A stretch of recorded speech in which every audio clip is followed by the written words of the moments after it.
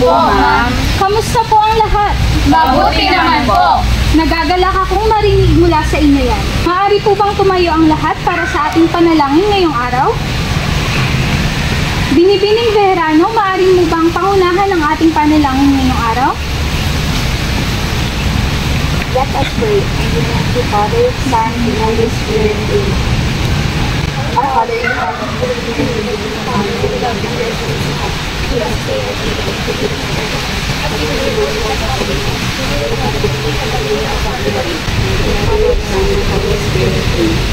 Maraming salamat, Binibining Beherano. Maaari na pong maupo ang lahat. Mga bata, mayroon po bang lumiban sa klase ngayong araw? Wala po, ma'am. Mga bata, sino po sa inyo ang may ideya kung ano ang tawag sa aking hawak? Binibining Bichayda? Tinatawag po itong color wheel. Tama po. Bakit kaya tinatawag na color wheel itong aking ipinapakita? Binibining Rivera? Tinatawag po itong color wheel dahil may iba't ibang uri ng kulay tayong nakikita rito. Magaling! Ngayon, may inihanda po akong video kung saan masusukat ang talas ng inyong mga mata. Panoorin po ng mabuti at may inihanda akong mga katanungan tungkol sa video na aking ipapanood sa inyo. Handa na po ba ang lahat? Handa na po. Kung handa na po ang lahat, simulan na natin. Kulay, madaming kulay. Luwan ang mga kulay. Pula, dilaw, bughaw. Tayo na ako't ikaw. Paghaluin pula at dilaw, kahelang lilitaw. Paghaluin pula at dilaw, kahelang lilitaw. At dyan po nagtatapos ang video. May natutunan naman po ba ang lahat? Opo, ma'am. Sige nga, tingnan ko nga kung may natutunan ba talaga sa video na aking ipinanood sa inyo. Mayroon akong inihandang mga katanungan. Saan kaya patungkol ang video na inyong napanood? Binibining Gatiwan? Tungkol po, ma'am, sa iba't ibang kulay. Tama po. Sa ano naman kaya ang napansin ninyo sa mga kulay? Binibining Vista? Pinaghalo-halo po ang mga ito. Tama po. Bakit naman kaya kailangang paghaluin ang iba't ibang mga kulay? Binibining Beherano? Upang makabuo ng panibagong kulay. Magaling! Halatang nakinig ang lahat. Mga bata, bago tayo tumungo sa ating panibagong aralin, Binibining Alba, maaari po bang pakibasa ang ating layunin? Sa pagtatapos ng aralin, kami po ay inaasahang nauunawaan ang pagkakaiba ng tint at shades ng kulay, napapahalagahan ang bagong kulay na nabuo sa pamamagitan ng paghahalo ng dalawa o higit pang mga kulay, at nakakalikha ng bagong tint at shades ng kulay gamit ang 3 o 4 na kulay. Maraming salamat, Binibining Alba. Mga bata, anong mga salita ang nakita nyo? Tint, shades, at value. Tama po. Pamilyar po ba kayo sa mga salitang ito? Hindi po. Sa salitang tints, shades, at value. Ang tints ay mapusyaw na kulay. Ito ay maliwanag tingnan at magagawa ito sa pamamagitan ng pagdaragdag ng puti sa original na kulay nito. Ang shades naman ay madilim na kulay. Ito ay nagagawa kapag pinaghaluan ng itim ang isang mapusyaw na kulay. Ang value naman ay tumutukoy sa halaga ng isang mapusyaw at madilim na kulay. Ngayon dumako na tayo sa ating formal na diskusyon. Handa na po ba kayong manood ng panibagong video na may kaugnayan sa ating paksa ngayong araw? Handa na po. Kung handa na, simulan na natin. May ideya na po ba kayo kung ano ang paksa natin ngayong araw? Meron po. Dahil ito ay may kaugnayan sa kulay, alam ko marami na sa inyo ang may ideya tungkol sa ating tatalakayin ngayong araw.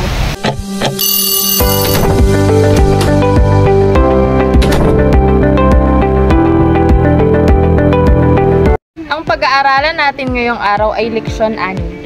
Ang mapusyaw at madilim na kulay. Ang mga kulay ay iba-iba. May mga kulay na mapusyaw at madilim. Value ang tawag sa pagkapusyaw o pagkadilim ng isang kulay. Ang tints ay tumutukoy sa lasaw o mapusyaw na values na nabubuo sa pamamagitan ng paghahalo ng isang kulay sa puting kulay. Ang pink at ang light pink. Ang pink ay ang lasaw o mapusyaw na kulay ng pula at ang light blue naman ay ang lasaw o mapusyaw na kulay ng asul. Shades ay ang madilim na values na nabubuo naman sa pamamagitan ng pinaghalong isang kulay sa itim na kulay. Ang kulay na maroon ay may bahid na kulay na pula at ang navy blue ay may bahid naman na kulay asul. Iba pang mga halimbawa, mapusyaw na kulay ng pula. Ang pula, kapag pinaghaluan ng puti,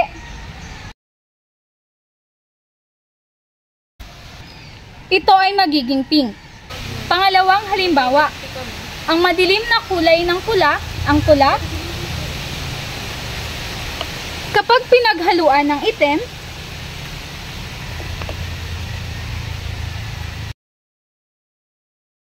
ito ay magiging maroon.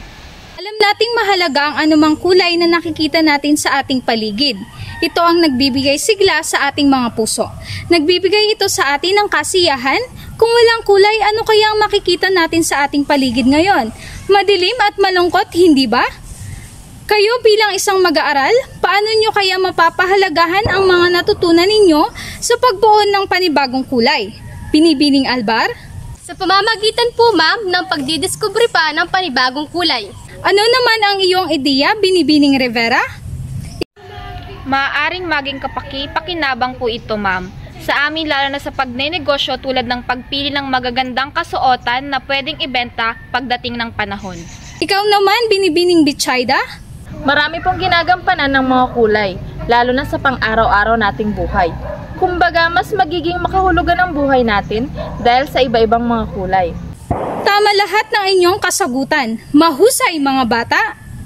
Sana ay mas lumalim pa ang pagpapahalaga ninyo sa iba't ibang mga kulay na nakikita sa ating kapaligiran. Maraming salamat sa pakikinig at sa inyong aktibong kooperasyon sa klase. Ano ang ibig sabihin ng tints? Ang tint ay ang mapusyaw na value ng isang kulay kapag pinaghalo sa puting kulay. Ano naman ang ibig sabihin ng shades? Ang shade ay isang madilim na values na kung saan ipinaghahalo ang isang kulay sa itim na kulay. Magbigay nga kayo ng halimbawa ng tints at shades. Isang halimbawa ng tint ay ang color pink. Halimbawa ng shades ay maroon and navy blue. Paano ba natin mas mapapahalagaan ang panibagong kaalaman na ito? Sa pamamagitan ng pagdiskubre ng mga bagong kulay. Ngayon naman, hahatiin ko kayo sa dalawang grupo. Ang unang pangkat ay ang pangkat ni Binibining Albar, Binibining Vista at Binibining Gatiwan. At ang pangalawang pangkat naman ay ang pangkat nila Binibining Bitchayda, Binibining Bejerano at Binibining Rivera. Ngayon ay magkakaroon tayo ng activity. Ang gagawin nyo lang, ang unang pangkat ay gagawa ng 5 halimbawa ng tints at ang pangalawang pangkat ay gagawa ng 5 halimbawa ng shades.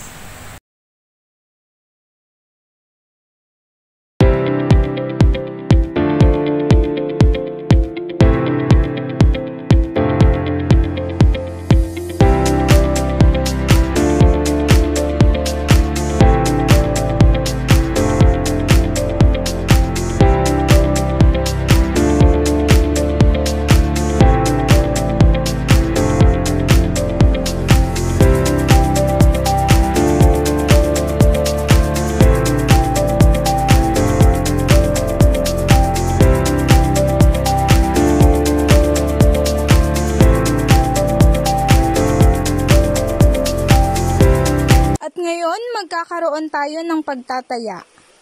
Ibigay ang hinihingi sa bawat bilang.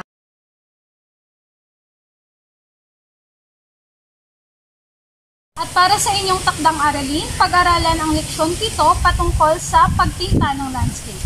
Maraming salamat sa pakikinig at sa inyong aktibong kooperasyon sa klase.